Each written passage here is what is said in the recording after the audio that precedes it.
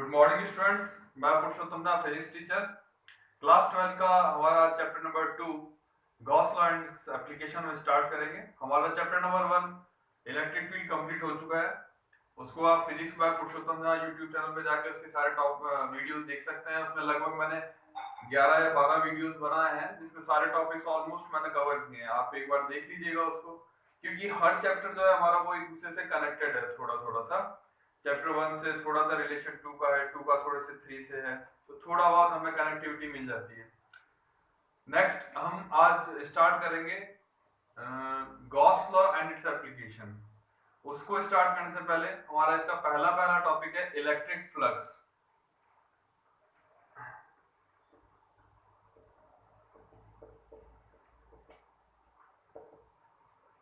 हमारा पहला टॉपिक है electric flux. Electric flux can be defined as the number of electric field lines passing perpendicular to a surface situated in a electric field। मतलब electric flux जो है वो कोई special चीज नहीं है। जो इलेक्ट्रिक फील्ड लाइंस थी हमारी, जो हमने चर्चा की थी पिछले चैप्टर में, इलेक्ट्रिक फील्ड लाइंस हर तरह की होती है।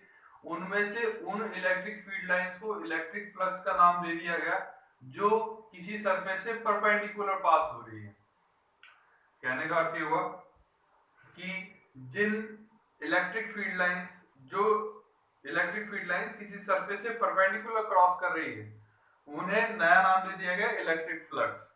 Okay, so we can say electric flux can be defined as the number of electric field lines passing perpendicular to a surface situated in a electric field।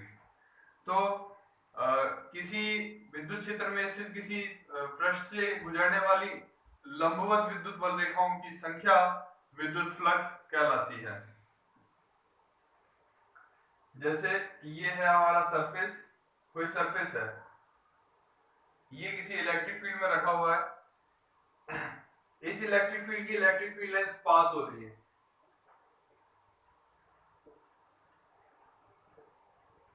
ये electric field lines pass हो रही है।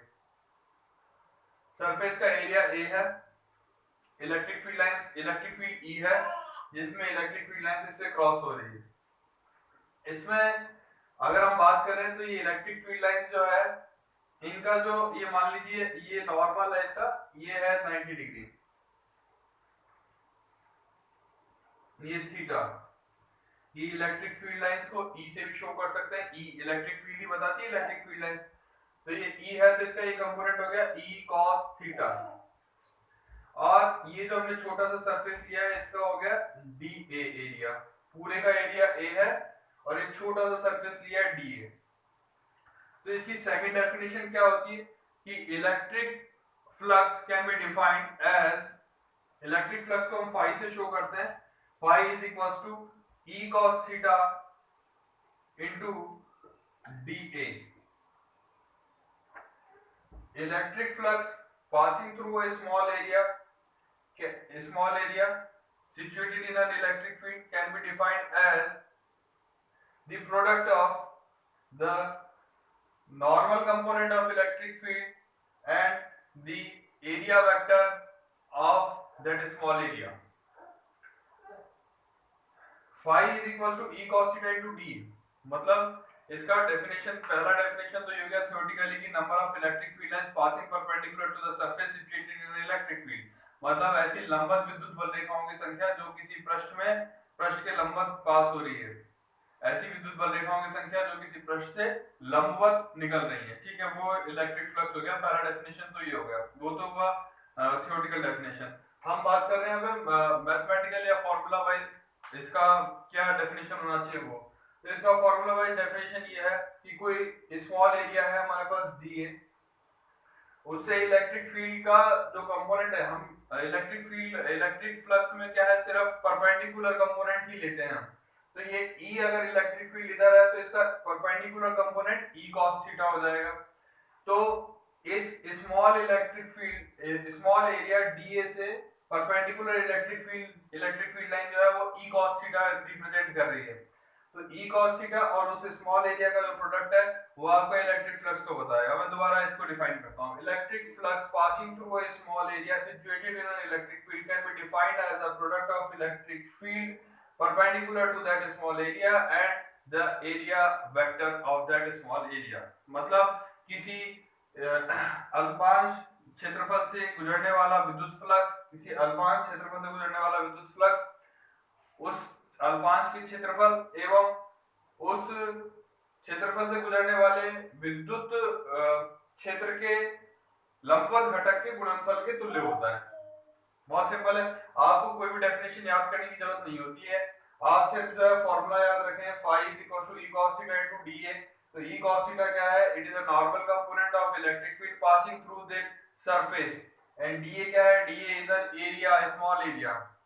अगर हम इन्हें combine करके definition दें तो क्या हो जाता है? phi = E cos theta into dA। Any electric flux passing through a small area situated in an electric field can be defined as the product of electric component of electric field perpendicular या normal to the small area and the area small area, इन दोनों के product equal होता है। ठीक है, phi = E cos theta into dA। इसको हम आगे लिख सकते हैं phi = E dA cos theta और इसको हम यूं भी लिख सकते हैं phi = E dot dA। phi = E dot dA dot product की फॉर्म में। अब यहाँ पे देखिए कि ये हमने स्मॉल एरिया के लिए लिया है dA, तो यहाँ पे स्मॉल इलेक्ट्रिक फ्लक्स होगा d phi। d phi आपको पता है ना, d का यूज जो है स्मॉल डिफरेंशिएशन में यूज करते हैं, स्मॉल एरिया के लिए यूज करते हैं। तो d phi और यहाँ पे E dot dA। तो ये d phi = E dot dA, ये हमारा जो है फॉर्मूला हो गया। और इसको अगर दोनों तरफ इंटीग्रेट कर रहे हैं, इंटीग्रेट बोथ साइड,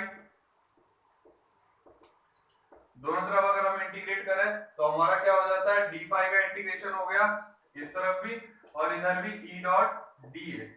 जो भी लिमिट्स होगी हम लगा देंगे और d phi का इंटीग्रेशन हो गया हमारा phi और यहाँ पे हो गया इंटीग्रेशन E dot dA। अगर हमारे पास सरफेस क्लोज है, ठीक है, if we have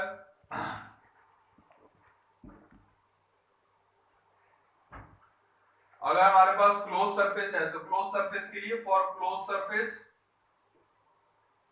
surface integration होता है ना हमारा phi = इंटीग्रेशन क्लोज सरफेस का ये सिंबल है। इंटीग्रेशन के ऊपर हम पूरा एक क्लोज सरफेस बना देते हैं, E dot dA। phi = E dot dA।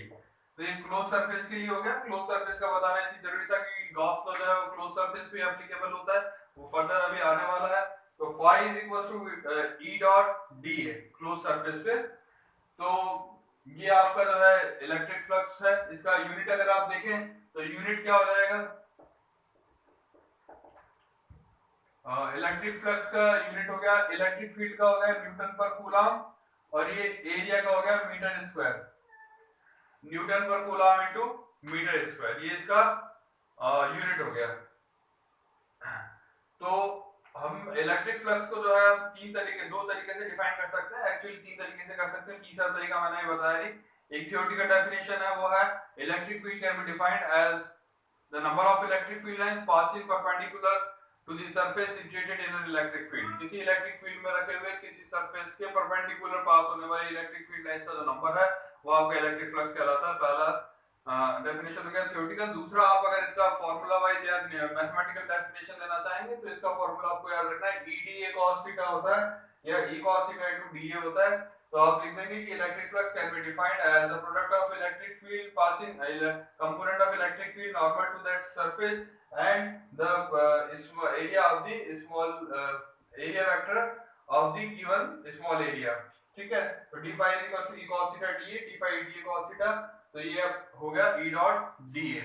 और अगर हम इसे इंटीग्रेट कर दें, ये स्मॉल एरिया के लिए था, पूरे एरिया के लिए आ जाएगा E dot dA। और अगर क्लोज सरफेस के लिए ले तो हम ये जो है क्लोज सरफेस के लिए E dA हमारा आ जाता है। इसके अगर हम मोटे तौर पे करें इसकी तीसरी डेफिनेशन क्या है, तो तीसरी डेफिनेशन को हम ऐसे कर सकते हैं कि phi = E vector dot A vector. Electric field अगर हम कहें कि मोटे तौर पे इसका डेफिनेशन क्या हुआ इलेक्ट्रिक फ्लक्स का, तो electric flux can be defined as the dot product of electric field and the area vector is known as electric flux. Electric flux can be defined as the dot product of electric field and the area vector, nothing else. आप सीधे कह सकते हैं सब electric field और area vector, जो भी area ले रहे हैं और उससे जो इलेक्ट्रिक फील्ड पास हो रहा है उनका जो डॉट प्रोडक्ट है वो उसका नेट इलेक्ट्रिक फ्लक्स है. Phi equals to E dot A. तो पहला डेफिनेशन थ्योरेटिकल है, दूसरा हमने स्मॉल एरिया के लिए लिया, इंडिकेट करके पूरे एरिया के लिए आ गया, और ये क्लोज सरफेस के लिए आ गया. और तीसरा डेफिनेशन मोटे तौर पे जैसे ईडी है तो E dot A electric field और ए का जो डॉट प्रोडक्ट है, dot product of electric field and area is defined as the electric flux. ठीक है, तो फ्रेंड्स ये जो है हमारा इलेक्ट्रिक फ्लक्स पहला टॉपिक है, Gauss law and its application chapter का ये पहला टॉपिक है हमारा. इसके बाद हम नेक्स्ट स्टार्ट करेंगे Gauss law and its application, जो हमारी नेक्स्ट क्लास में होगा. गॉस लॉ और उसका प्रूफ देखेंगे और उसके अलग अलग सरफेसेस पे गॉस लॉ कैसे एप्लीकेबल है वो देखेंगे. ठीक है, और ये आप इसको एक बार रिवाइज कीजिएगा, कोई डाउट्स हो तो आप मुझसे पूछ लीजिएगा. फिजिक्स पुरुषोत्तम है मेरा चैनल है, आप उस पे मेरे पिछले वीडियोस भी देख सकते हैं ताकि कनेक्टिविटी हमारी बनी रहे. Thank you.